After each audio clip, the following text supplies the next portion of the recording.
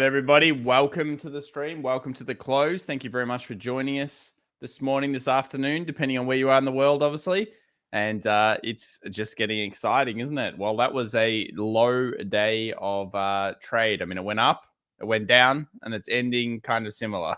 So a little bit bearish here into the close. We'll talk about that in just a second. I wanted to bring up straight away which sectors have been performing well, which sectors have been performing poorly. So it's kind of the story at the moment that obviously everyone's talking about materials again, and they're talking about obviously energy. Specifically, we've seen massive oil trades over the last week, and coal is coming back, and we've had all these other things. But materials is also a bit of a sleeper hit. And materials is only up 0.31% today, but this is something that's starting to turn the corner. So everyone's hated materials recently. We talked about it in our private hangout yesterday. For anyone that wasn't there, obviously isn't part of that community. But yeah, it's just something that I've got my eye on. Materials is certainly something we're watching. So let's get stuck into the markets. Let's talk about this US 500 coming into the close and where we're at. And then we'll talk into the Nasdaq. We'll talk about the crypto scene. And obviously, we'll also finish up with some stocks coming into the close. So we've got some good looking stocks here. We've got Tesla coming in near that 800. We're going to look at the core wall and put wall scenario there. And then we've got US 500, US 100 going back up, testing resistance, and then selling off through the lower volume day. So there's a lot of stuff going on here. Wowzers. $77 starting things off very well. US $4. Thank you very much, Sandola, for your continued support for the coffee. Because this morning here, it's about 6:30 a.m. I'm going to drink some coffee. Thank you very much, sir. I'm not sure why YouTube would be in 420p. Just refresh it and it should fix it up for you. Is Tesla in an ascending wedge, says Ryan. We'll take a look at that in just a moment. So let's go through the indices first. Let's go through some discussion here. So I want to actually let's get rid of these futures. Let's go to the real market. And I tell you what, damn, guys, that's actually looking pretty bearish coming into the close here. Do you agree? What do you think, guys? What's everyone in the chat think? I probably shouldn't say it and then ask you. Anyway, what are your thoughts on this level? We've got here a little bit of rejections coming off our trend line. We know that this is a pretty important trend line to break through because it's also going through a 20 exponential and a 50 exponential. We've rejected once. We've found a weird red candle on the Friday non-farm payrolls, and now we're rejecting again into the close. So look, where are we going to close? Well, it seems inevitable we'll close around here, 43.70, 43.60, close that gap. And unfortunately, that in itself is not bearish. But the good news is here is once we go back down to this level, which seems inevitable to, really get into this area, if we then rebound for whatever reason and we close above these levels now, we close above what looks to be a bearish close here, we close above the 4,400 and go bullish. Do you know how important that is? We're taking out so many shorter stop losses. So if you're a bull in this market and you're looking at this and you're thinking, oh, no, this doesn't look too good. Well, the benefit is if it does turn around, and we know that the markets are optimistic beasts, if it did and it went above these, it's taking out stop losses, it's taking out shorts. And in essence, although it's not actually a short squeeze, as we know, it will be pushing through these levels. And this gives me more confidence when you break above these kind of zones. At this stage, coming to the close, though, it looks like a bit of a rejection. Low volume day. Remember, Columbus Day in America, while it's still trading, it still is a low volume day. Slobodon, Jaskowski, $4.99. Tom, hashtag Barber, bull trap. Yeah, I've been watching Barber. I think we spoke about Barber last week as being a little bit of a, slightly better chart than we've seen recently. And yes, we've seen it across all of the Chinese stocks. A lot of them are coming out much better than you'd expect. Like you look at the Hong Kong 50, it kind of looks good. You look at the bar bar, it looks basey in some ways. It's gone so far that everyone hated the stock. It made sense. I mean, even you had, was it Charlie Munger himself picking it up? And aren't they the experts in picking up the fear? When everyone else is fearful, you're picking it up. Look, they're not necessarily for everybody. They are very risky types of stocks, as we know the government can get involved in them, but we will take a look at that very soon, Slobodan. So let's see what everybody said here. Finken said nasty. Dan said bearish. Resolution is okay, 1080p. Yeah, should be 1080p. Gap fill down is coming. Yeah, so it looks like we're going to fill down here. PK7 said, yes, sold all my positions. Bearish. Down we go. Wall Street said, nah. Yeah, they certainly didn't. They didn't say it was fantastic, did they? So big close here into the end. If it does close around here, really your only issue as a bear is just trying to get through that gap and then push right back down to 4,300. So let's go into a 2 hour and just discuss these key levels. So the futures, you'll notice, actually hit this level. So the fake market futures already gapped, but you can't gap. Remember, guys, everyone was like, oh, we gapped. You can't really gap close when it's a fake market futures. You can only gap close when we've got the real market closing below. So look, we're looking for underneath 4360 for the bears to try to get control, push it back to 4,300. If the bulls are going to control this thing right now, they need to do it here on the gap close. So 4360, you want to see lightning bolts, you want to see double bottoms in the smaller time frames, and now we look to take out these wicks. And once those wicks are taken out, depending on whether you're a conservative entry person or you're an aggressive entry person, or even if you scale, maybe you add positions if you see lightning bolts and add positions as you break through, a very solid strategy. You know, it's a good concept of technical analysis. This is the interesting area for the bulls. Get through though, bears back in control, push down to the 4,300. And again, I discussed this with the private hangout yesterday. We're at the fourth touch. So what that means is we've got 1 touch, 2 touches, 3 touches, all testing that 4,300 level on the daily. If we come back down for bears, what do we think happens, guys? While I read some of these questions, what happens if we go for the 4th touch? MDC 1985 becoming a new member. Thank you very much, MDC. Appreciate your support. Thank you. And then we have, I think that's actually caught up. Perfect. What else have we got here? Mind checking SoFi. Might check it later.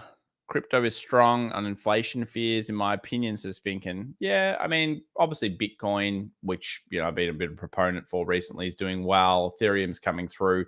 The rest of the coin market is lackluster, and this is very consistent with what we generally see. Strength in the big two, weakness in the others as money comes out to go chase that strength. Then as we see consolidation on Bitcoin, let's say it might hit 60K, I don't know, 58, 60K. Then when it does that, then it starts to consolidate, and then we see the movement into the alts, which is pretty normal. So 43.72 here in the close. Probably the best we could expect from the bear side push down is around 43.60. I doubt it tries to get underneath that over the next 22 minutes, but we'll watch it. We'll have a look at a couple of stocks. Bradley B says 4th touch opens 420 on the SPY. Yeah, I tend to agree. 4th touch usually is not a solid one for supports and resistances. So if it does come back down, that would make a lot of sense. Let's now take a look at the Nasdaq. So let's use the real Nasdaq here. Again, is this a bullish looking kind of candle formation? Not really. We've got a bearish candle, and a rejection candle. And this actually for the Nasdaq, again, 10-year is the important thing that we're looking at here. And we'll talk about that in a second. It just doesn't look strong.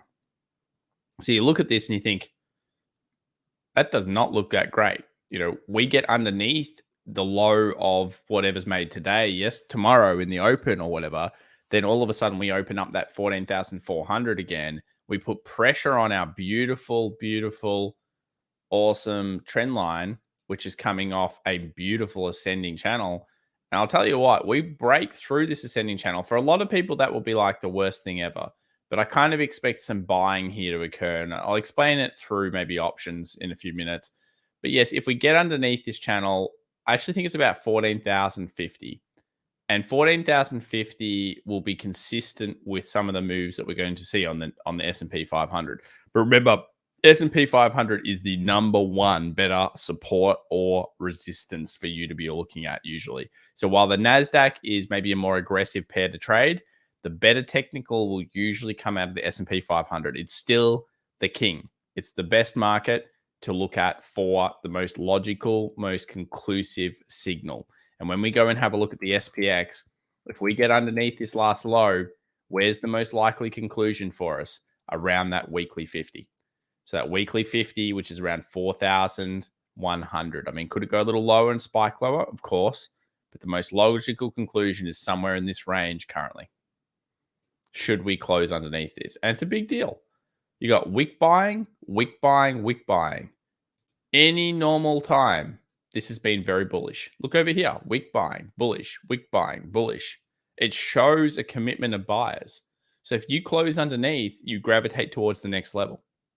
So it suddenly goes from here to here as the most likely technical scenarios. Obviously, do with that as you wish and make any decisions as you wish. QQQ mimics the SPY today. Look, it generally does, Shane. It generally does. The QQQ only really benefits or benefit. It obviously moved heavily due to the pandemic, but in general, they move fairly similar with each other. The QQQ is just the more aggressive version, as we know. Peter says, Tom, I really love this Chemist's Warehouse of banner. Make sure. Oh, thank you. Oh, our banner. Very good. Well, I don't think it's the right colors of Chemist Warehouse, but thank you very much, Peter. All right, let's answer that question here about Barber. So we got a question about Barber, then we'll go into Tesla because Tesla's looking good. Then we'll swing back over to options, or maybe we'll have a quick look at options into the close, and we'll keep going from there. So is Barber a bull trap is the question. Barber is in the essence of a recovery. We've seen the first step of a recovery, which is actually breaking a downtrend. We have here the downtrend. We actually broke through it. We broke through a key support, which is 154, which became resistance. We finally snapped that, and now we look for it to short, come back to the 154, and then possibly we get that new kind of peak. And what do we do then? We create the lightning bolt. We haven't had a proper lightning bolt. Here's an effect. Tried to lightning bolt, failed. Over here, you could say, oh, but Tom had lightning bolted. Yeah, but if you notice, there was no actual closure to the new high. So you might say, oh, that lightning bolted. That gapped above and came straight back down. So remember, the key is the close. That's why we're doing these close shows, to show you guys that the close is the key. So Barber is, just chill. Just chill for now. Stay away unless you really like it for some reason. But that's the first signs of positivity we've seen coming out of this stock in quite some time. There was another one that I talked about yesterday. I'm not sure if anyone ended up picking this one up from the community. We talked about this great trend line. We talked about the closure above, and actually ran pretty well today. 4.46% coming out of FSLR. It was a nice little, closure breakout that occurred. You can see a little gap up in the morning, and then the big run that went to pretty much the 105 level. So just a very nice standard technical that we use all the time on the channel. All right, US 10-year. Let's talk about that, and then we'll move to Tesla. So US 10-year continues its gains. We suspected as much. As soon as that happened, we suspected the 10-year would go up. The 10-year going up should put downward pressure on the QQQ. So why is the QQQ becoming, the weaker one or looking the weakest on the charts? I think the 10-year has got a lot to do with that. Today, it hasn't been the weakest, actually been the strongest. But as the 10-year rises, so as the 10-year gets up to this 1.75 level, which seems like the most logical technical conclusion here, 1.7 is the first resistance. I'll just show you guys right there, or 1.75. And for anyone that doesn't know, this is the 10-year yield expectation. And why does the QQQ go down is basically growth stocks or stocks that are seen to be indebted, and this has got to do with inflation. It tends to shock those markets. Now, I don't believe in my studies that there is a long-term correlation with the 10-year being up and Nasdaq underperformance. But the market tends to smash it initially. So it's all about that shock. We could go up to this level, come back down, go up to this level again, and you'd be surprised that the Nasdaq would not be as low as it was here over here, because we now have a new known. So just remember, that's the way this works. It's that speed of which this moves that shocks the QQQ or shocks the Nasdaq down on the market in general. So this is a pretty good sell-off into the close here. We've got 43.71, down 0.45% on the US 500, US 100, 0.42. And if you were going with What do we think about this close? At this stage, it looks bearish for future sessions. Are we going to close right into the gap? Yes. Is that the chance where you see buy up? Sure. Is today a low volume day? Absolutely. However, you cannot disregard those three candles. It's bearish candle in the S&P, weird bearish candle for the NFP, and then bearish candle again. And remember, we have the FOMC this week. And on top of that, when we think about those jobs numbers that came out on Friday, they weren't very good. I mean, usually that would tank the market. The only reason the market's unsure of what to do is because it's like, well, maybe we won't get taper. What do you guys think about taper? Do you think tapering's coming regardless? Let us know. Let us know. Thank you also to the 712 people joining us. If you smash that like button right now, I'll be very appreciative to you. Thank you very much. We've got Okam's Razor becoming a new member. Thank you very much, sir. Or madam. I'm not sure. Thank you very much, though. Appreciate that.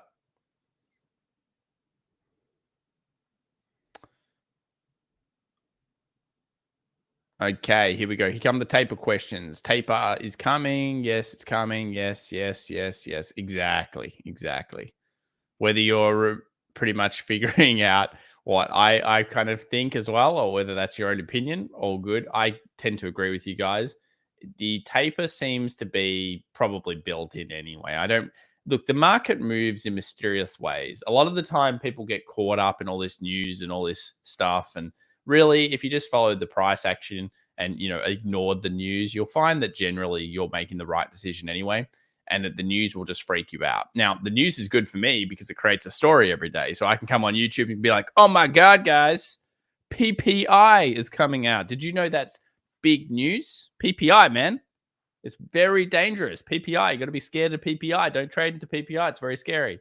And that's very true for a day trader. For a scalper, of course, there could be some fluctuation there. But in the general swing and the general investment story, how many times has PPI, CPI, and all these other things come out? And you go and look at the markets and you think, okay, when there was a downtrend, there was a downtrend. When there's an uptrend, there was an uptrend. You know what I mean? It doesn't really make that much difference. It packs into the price action. That's why we say price is the kind of true lead here for what we're looking at. Anyway, let's have a look at this Tesla. Let me see if I can bring up my information here.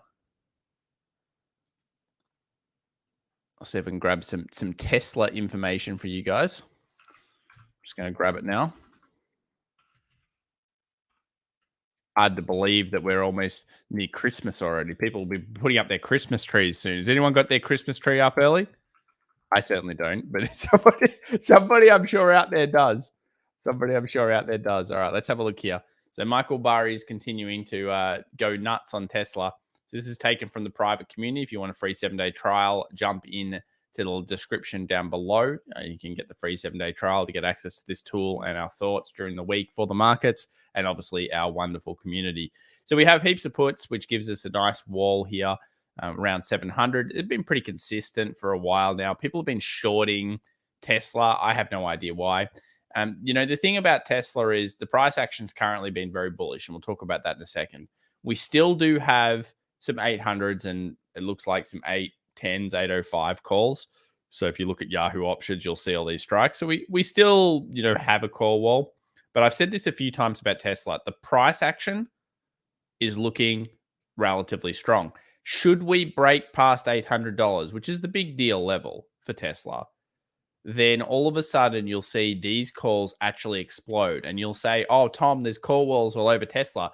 Yeah, there is in normal terms, but we're breaking a key resistance. That's usually when Wall Street have made enough money from their call walls, made enough money from holding a market down in a range. As people said, is it a descending triangle? Is it some kind of coiling ready to go through, Tom? Well, we'll answer that in a second. But just remember, if you see a coiling market and the coiling market breaks out and goes past a key level, I don't care about your call wall. It will get obliterated and everyone will start stacking. Because remember, traditionally, how you look at options is that if heaps and heaps of people are opening buy calls, it should technically push the market up, right?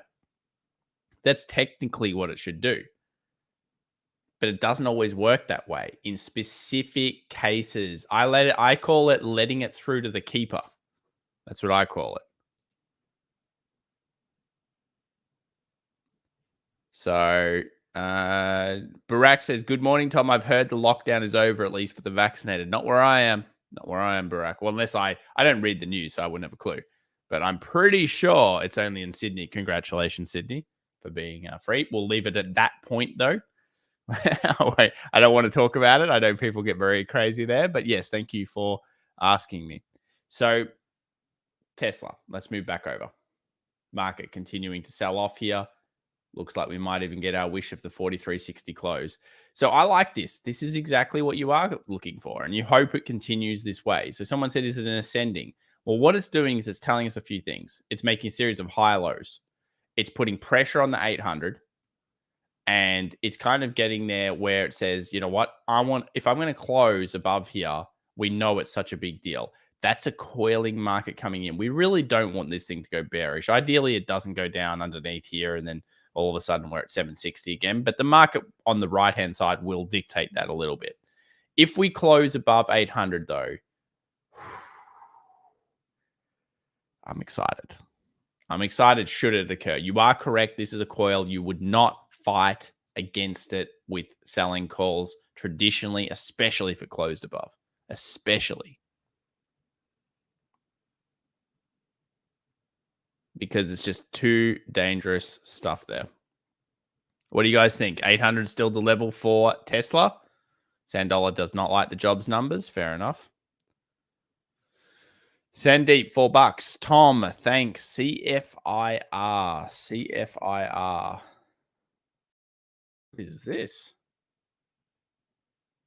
Is this actually what it is? Huh.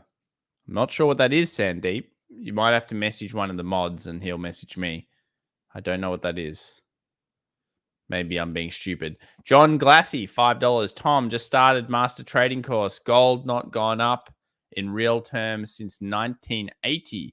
But have you seen the charts? Thinking about your course GDX and FCX. Well, thank you very much for joining. And yes, gold has been a horror for a long time. I mean, a lot of people think, oh, gold's a great investment. It's a good trade and maybe investment for a period of time, but traditionally it's been really horrible. So here we've got the Vanek Gold Miners ETF. And I tell you what, that is a trend line and a half right now coming on down. You can see the pressure it's putting on it. So if you like gold, go have a look at December or the back end of November into December, the last couple of years.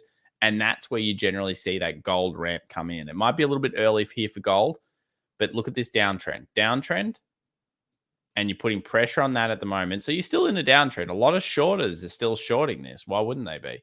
It's hitting the resistance. They're selling it off. Remember, there's two ways to cut the pie. You might be saying, okay, well, I like this previous support. Previous support becomes resistance. Let me put down the horizontal line right there. And if it closes above here, that's a big deal. You know, it's a huge deal. It's moving into the repairing market that we talk about. I would love to see that, where it basically, as you would learn in the course, the lightning bolt, the trough, the peak, the higher trough, and then we break through and create the higher peak at the same time as breaking through the downward trend line. Oh, yeah. Very good. Very, very, very good.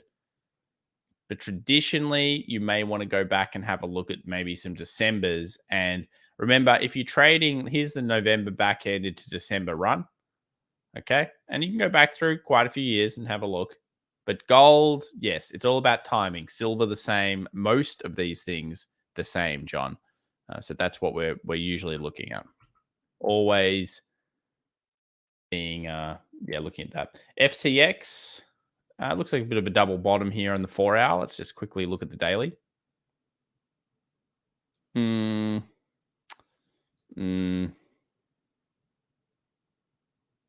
Yeah, it's got a good base on it. It has broken through what you would say is a technical double bottom. That's a bad closure for it. So it might come with the rest of the market. Remember, the market is currently selling off. 43.60 was our expectation for the close. Looks like we're getting pretty close. And 14,700 looks to be the expectation for the support. And look, this is not new. I mean, I'll show you a little thing just so you can see. Where are we here? All right. So I wrote a quick little update here just on Friday non-farms. And you'll notice here it says the support 14.7 for the Nasdaq, 14.370, 14.360 for the 43.60, sorry, for the S&P. And that's exactly where you expect it to close. Around this zone makes a lot of sense.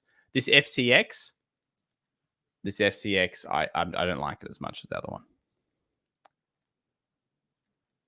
Rebecca Dunn says last time Janet Yellen tapered too soon. Oh, really? They ran the whole thing it was just ridiculous. They should have pulled the pin on a lot of that stuff way earlier if they wanted to continue the money system. But anyway, Paul Scaglia, sorry, Paul.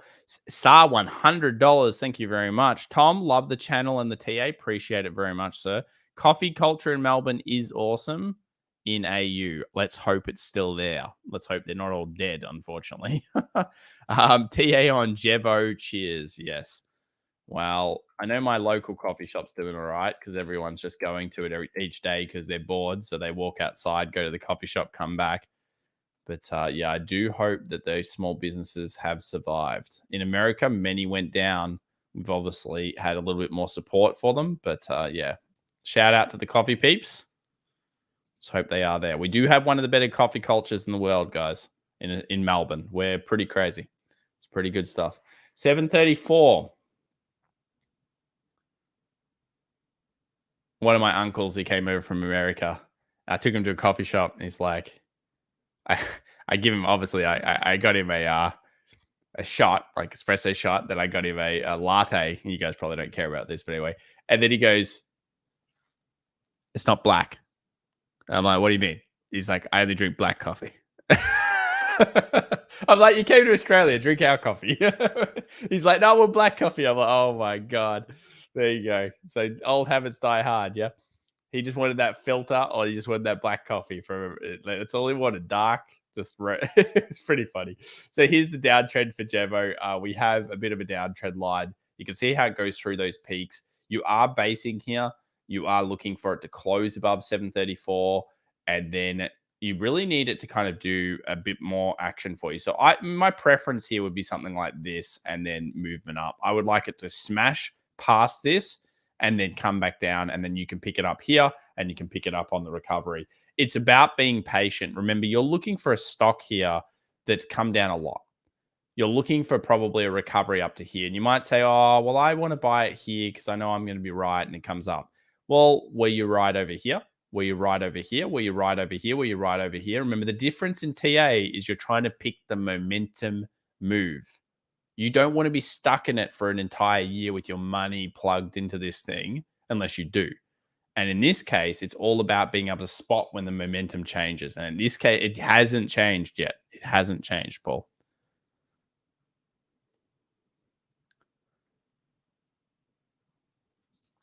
CIFR. Ooh. Oh, no.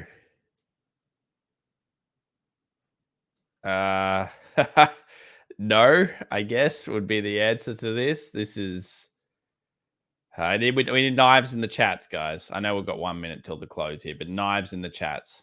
Unfortunately, that is a shocker.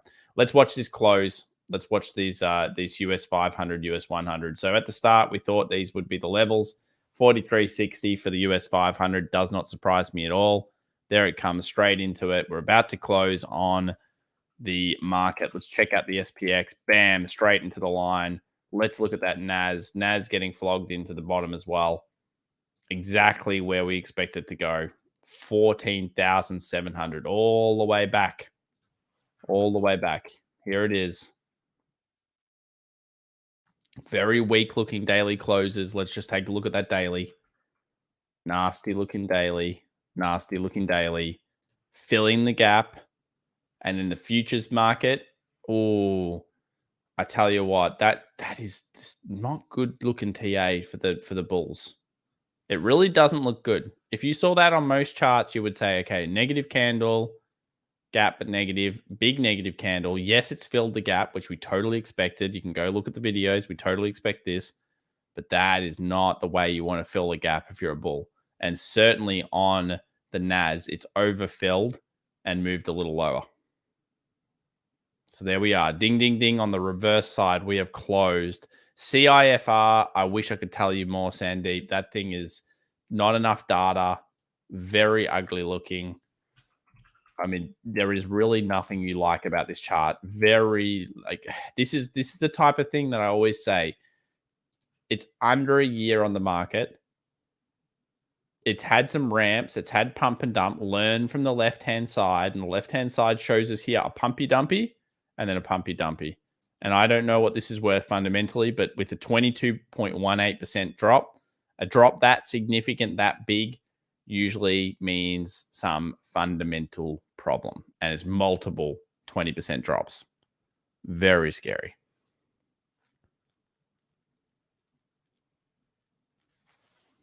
Yeah, I said I'd look at SoFi, didn't I? All markets close here, 43.58 after the market happens. So bearish looking close, nasty looking close on the S&P 500 there. Next stop could be 4,300. And 4,300 is not safe this time. I'll do a recap on it later. It doesn't look as safe as it was. I'm not here to scare you guys. I believe that the markets will be more bullish by the end of the year and that they will be above these levels. However, you got to just trade what you see. And I mean, technically they are bearish looking candles. And if they snap off, then you reverse and you go bullish. It is what it is. SoFi, that's a good breakout for you. Strong move here on SoFi. That's a good closure. Regardless of the market, this thing does its own thing anyway. So, yeah, strong close. I expect a lot of hype to come in through this, even if it goes bearish. Previous resistances around this 1760 to be bought up. And I don't like this stock for certain reasons because of the hype and the train and all those types of things happens. But this is a big deal. You know, it's a big closure. Next stop 1930, stop after that 2021-ish, 2080, and then 2373 from the TA perspective. Very nice stuff there, guys. Thank you.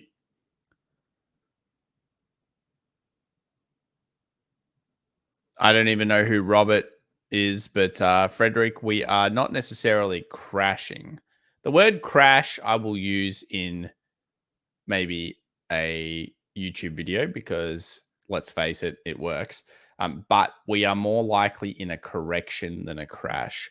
You don't generally see, remember, in the economies, it's very rare to see a full-on, market just go down and get crunched, and then a market to come back up, then to get crunched again. It's very rare. It doesn't happen very often. In fact, I'm not even sure if it has happened. If someone knows, they can tell me. Scott Morgan.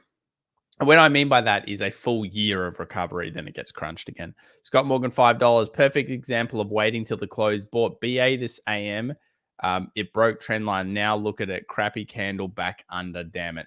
So did you at least practice scaling? Yes, you are right. That is a bad candle. And you are correct. That got through the trend line. So you get that early rally here and you get a little bit excited about it. This is when, if you're going to take a non-close, you have to scale from a perspective. Remember, what's the worst that happens to you if you scale? You get a portion of your entry in. You've been aggressive because that's your mindset. And Scott, I can already tell your mindset is you want to get in.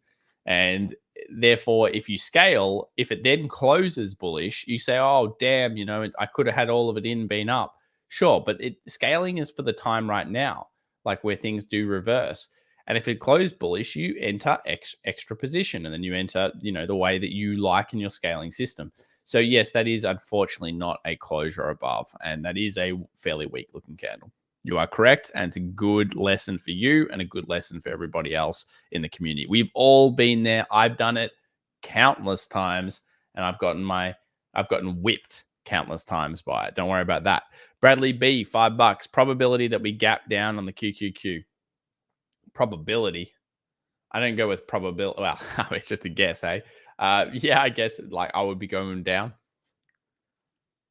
Tom, if we had a look at cryptos, no, we usually do that just after the markets close because we get to the point where we don't have any actual market movement. So let's just talk about the stocks that were moving well today. So I think Tesla moved fairly well, attacked that 800 again, held up, again, a quality position from a technical standpoint, regardless of how you feel about fundamentally. It's holding in the world of pain of the market. Can you see how a very good TA chart, and I haven't been always bullish to Tesla, but I've been bullish recently. And you can attest to that. I was bearish it for a while, and then I turned bullish when it looked good.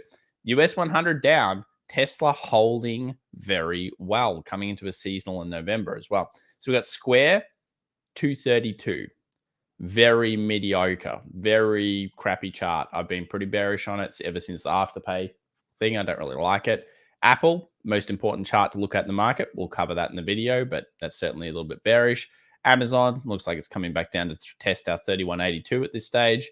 Google, good rebound. You can see that price elasticity on it, but regardless, it is still underneath that overall trend line. So another, relatively negative chart. I mean, overall very strong, but relatively negative. Now, Enphase is an interesting one because this, like a few other solar stocks I saw, started ramping. And solar stocks were doing okay throughout the session. And basically this one here is putting that pressure on 161. Not a exceptional close, definitely on the bear side still, but one to watch. That's starting to wake up. Microsoft, whatever, just looks like it's kind of swinging around. RK, you look at this, another one that just looks weak overall. Support, goes down, comes back up and tests. I mean, isn't this just role reversal to the short side? A lot of these charts don't look that great. Beam and their CRISPR Therapeutics kind of stocks, they're all basing. So they're all creating a little bit of a base here. No false breakout yet, but certainly in a range. We'll continue to watch these ones because we do like these stocks. Edit, another one that's down very hard. CRISPR, obviously right on support as well. CRM and SPLK will do their own thing. TDOC, just shocking. Barber recovered a little bit as we saw. And there's still, a lot of these stocks that look at this role reversal. Previous support becomes resistance, 20 moving average. There's no bullishness here yet for Twilio. Nvidia in the middle of nowhere land. Very tough. Pins. See how the indices are better than the stocks right now? Downward trend line. I mean, it just sucks. You go and look at Roku, it sucks. You look at Etsy, that's a bit disappointing. But it did already crack underneath. But Etsy doesn't look great. DK, like it was looking a lot better. It was holding well better than the market. DKNG basing, support, base, resistance. Look at that. It's a little channel. You look for the breakout to the bull side. Otherwise, meh. I mean, that's kind of the type of thing that we're looking for in the markets. I haven't seen a good one yet. Airbnb even. That looks horrible on a daily. All of a sudden, we have a very rejection-y like candles here. Intel, doing nothing good. Spotify, again, hitting our resistance, double weak rejection shorting. You see the story here. There's not many stocks that look like fantastical in the markets. Even Netflix doesn't look amazing. NVAX, just kind of sitting around. PLTR got beaten enough, so it's just going to chill for a while. We keep looking through these stocks, and there's just not many that look that great. Now, you put that in comparison to something like what I mentioned at the start here, which was that I think it was FSLR, First Solar. That is a great chart. We all agree, yes? This is a fantastic chart. And I found this one. I discussed with it yesterday. And look, it went up during the day because it's a good-looking chart. The rest of these charts, with the exception of a few of them, basically don't look good. I don't know if you're seeing something I'm not, but damn, they look sucky.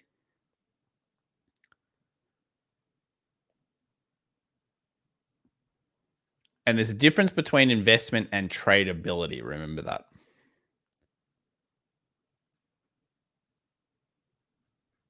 Anyone like any of those charts? I didn't like many of them. They kind of sucked.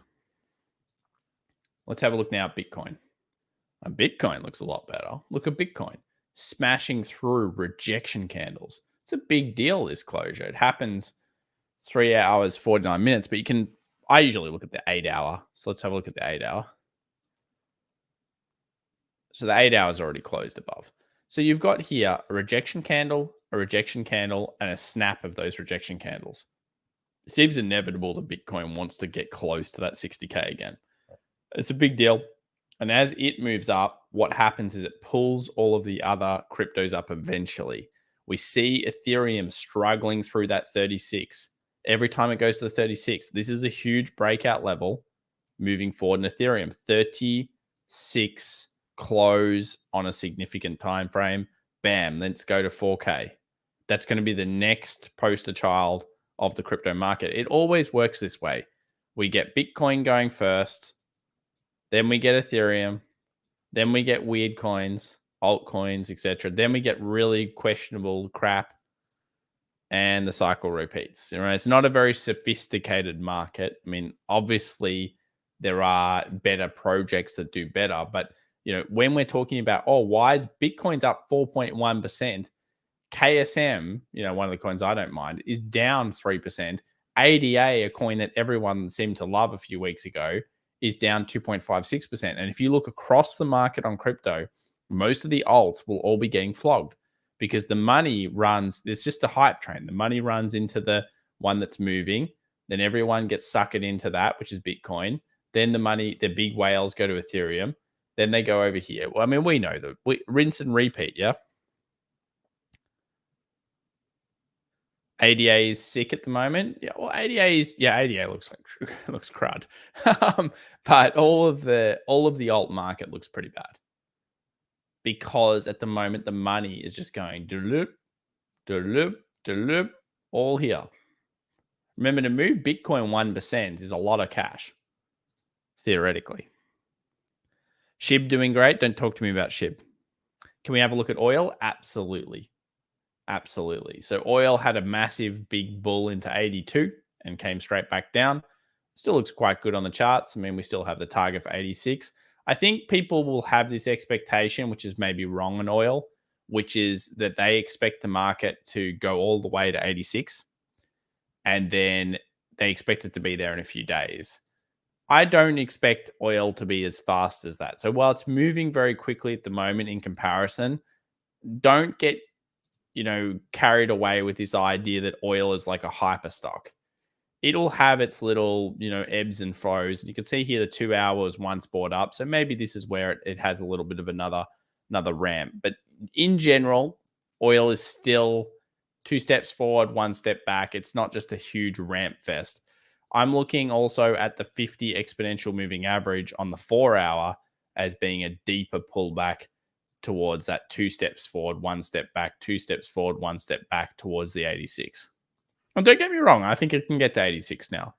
This breakout was significant. But yeah, that's the way I look at it.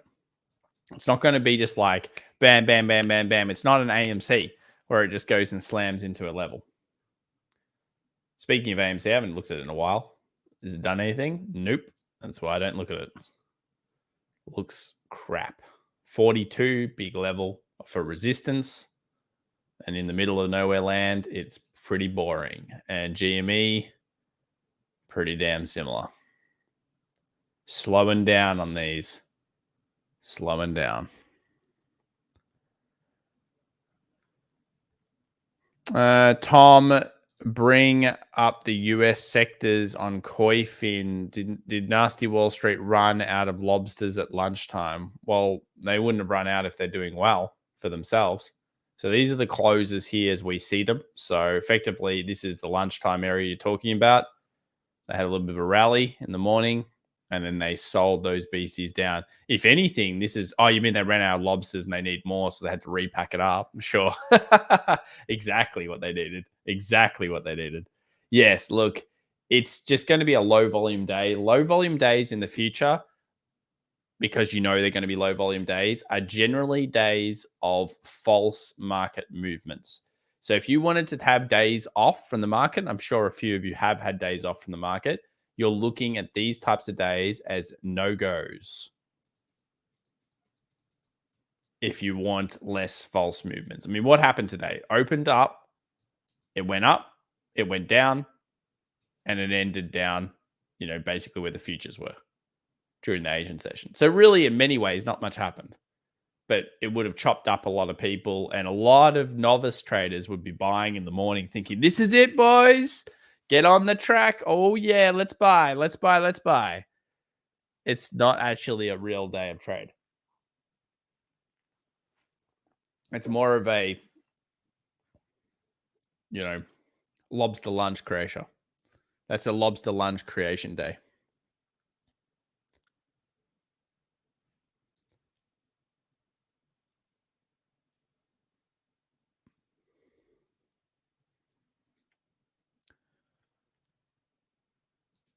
Jay Data says, you planning on doing market open or will stick to closing? Opening was much better.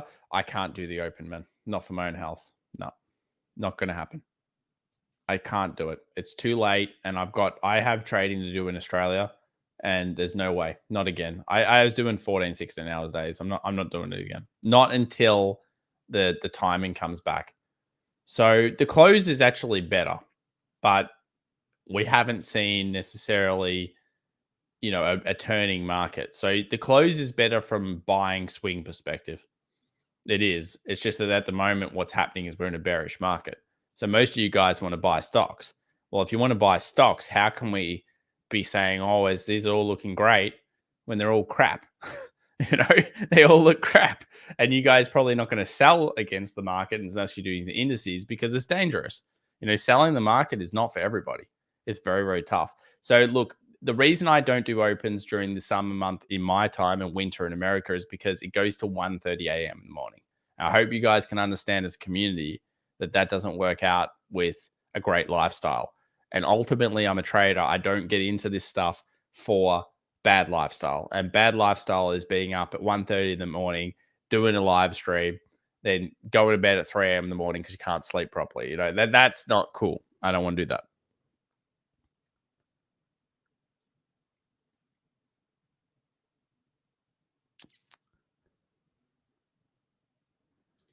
Slobodon says, Tom, you have no clue how much you thought me. I assume this how much you helped me with your channel. Always grateful and giving all this data for free. Yeah, no worries, Slobodon. Let's now have a look at the market's closure points. Yeah, look, people, what you'll find is that when you first get into the market, everyone's about the open. Okay, everyone's about the open.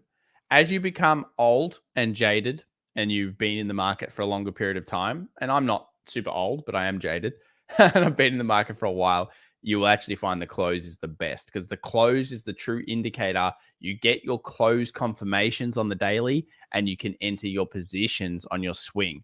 So depending on the type of trader you want to be, the close is better for swing and the open is better for the day trader and the scalper, no doubt. But there's certain little tricks there that you need to know. And if you're interested in finding about some of those tricks, we do have private group mentoring, remember, and there is some opening slots for November. So if you're interested in it, you can come message us because I go through a hell of a lot of info in that. And I think if there's anyone that's been doing it with us so far, let the people know because it's pretty damn good stuff. So we got some extra puts and calls coming through. We obviously have our call wall expiring this week, which will be a big deal for the buyers. That's at 450 on the SPY. 450 on the SPY. Very cool level here in the calls. And on the put side, we have a strange amount of 400s coming in. So it looks like that 400 strike on the SPY is starting to go up there a little bit. I would have expected 420 to get higher. I think tomorrow we'll really see the options walls come out. So come the close on Tuesday, make sure you watch that video because I expect us to get our put wall in place after one more day of trading session. That then gives us a range to be kind of angling towards for our index trading. And it gives us a good idea of also what's going to happen in the markets. So there's what we're looking at there. Now let's just bring in here. Let's bring in a little bit of Apple. A little bit of Apple. All right, so Apple seems to be relatively heavily call buyed. So there's some puts here. You can see the red bar as well, and the calls themselves 145, a little bit of a call wall, and then of course this 155 for some reason, very strong call wall. No real put area of interest. So there's no. I would expect this one to start ramping up. The 135 would probably start ramping up. But yeah, anything in here is pretty good for Wall Street to close it at. So it makes sense as well towards the short. There's no reason for them to push it up yet when they've got so much calls open around all these levels. More calls than puts, that's for sure.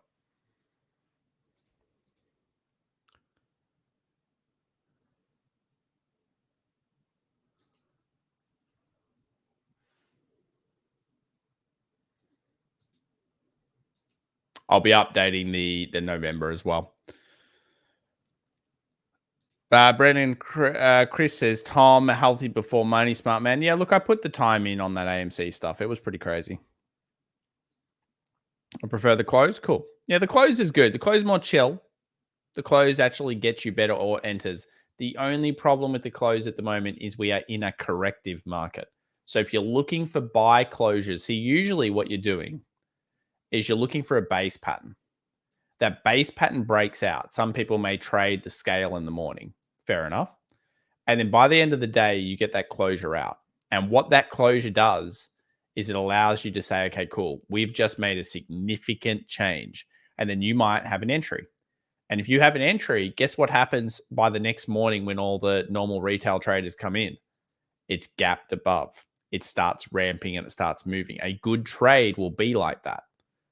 And then that will mean that if you're there in the next morning open, you actually miss out on a lot of the tasty cheese. And you're again playing into the hands of exactly what Wall Street and what they all know. They all know this.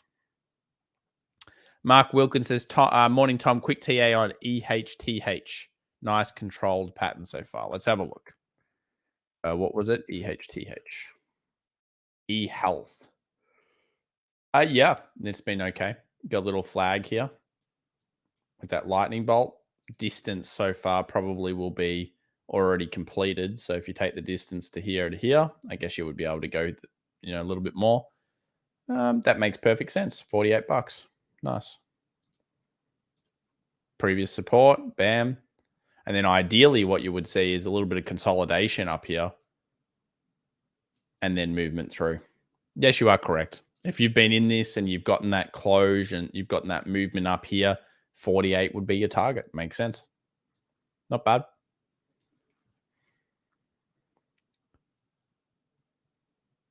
Joe says, man, I made good on Shiba. Remember to always practice risk management and don't give it up, Joe. I'm relying on you, Joe. Don't give it up. Jay Nibble says, love having the closure. Yes. How about that barber, people? Next stop, Moon or Mars? Is Mars like negative, where Mars goes into the ground, Jay Nibble? Or is Mars also bullish? I'm not sure. I don't even know the lingo for the Mars one. I know where the moon is. I don't know what the Mars means. Look, Baba looking better, and all of the Chinese stocks look a little bit better. I mean, you look at Tencent. It had that false breakout. It's coming back. Nice base. Kind of looks like the Hong Kong index from the base here. And then it's moving through. This is a solid one. And the rest are solid. I prefer this to a lot because there's still a lot of gains. But I just feel like it's a better business. Matthew says not touching those Chinese stocks. Absolutely. Am I expecting a bounce tomorrow? Not really. I mean, that market close was pretty crappy. I mean, you look at these candles. Geez, they're just not positive candles. I mean, if you snap them, sure, if Wall Street wants to play that game, it's unusual for them to do this. But if you snap them with a big bullish close, you cannot ignore it. It's a very big deal. But in general, look through the history. Long leg doji, decision made, shorting. Weakness candles, shorting. Let's have a look. A little bit of weakness candles, short. When it goes weak, it tends to, there's a weakness candle that got snapped and it went bullish. Where other weakness candles do we have? Not many. A few weakness candles went down. There's a weakness candle went down the next day and then snapped it up. And then, of course, ended up coming back down. But that was during the start of the pandemic. Let's go to previous history. Weakness candle sells off. You know, these types of candles, especially two of them, it's pretty rare. I mean, you don't see it that often. I guess you would say there's some weakness candles and that ended up being bullish. And then it went bearish. So I guess you still got out if you were scared. There's maybe one that didn't do so well, but that was coming off a very big base. There's some. Those ones there. That was a good trade that next day. Bullish close. That's what I'm talking about. You get that closure, high chance you get the next day is a good day trade. That's a good closure candle. That gives me, I love that next closure candle. So you get that into the close, bam, get some profit the next day trade. Strong. But even then, you'll notice that weakness did end up ensuing later on. Yeah, I tend to think that this is pretty negative. Or just our corrective levels. I'm not super negative on the market. I'm just negative for a little bit longer, not much longer. Michael H, $4.99. What do you think about is going on with PayPal going lower? Long-term thoughts. I think PayPal has got a lot of market cap. Obviously, a lot of competition coming in from it. I think it could have a good earnings, but the stock market itself, yeah, you've got just like a lot of these other hyper stocks, support, becoming resistance.